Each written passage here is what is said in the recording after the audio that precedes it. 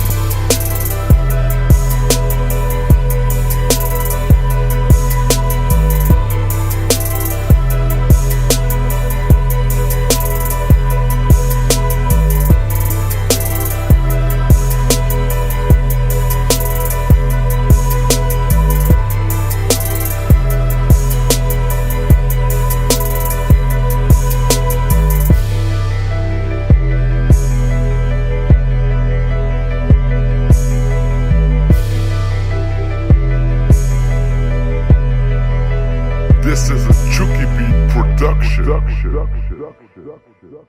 This is a Chucky Beat production.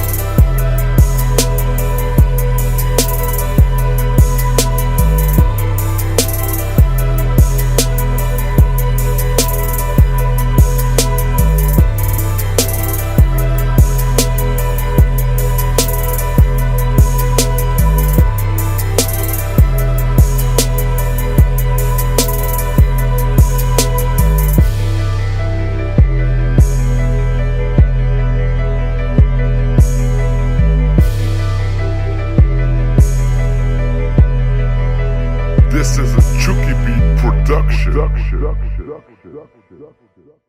is a Chucky Beat production.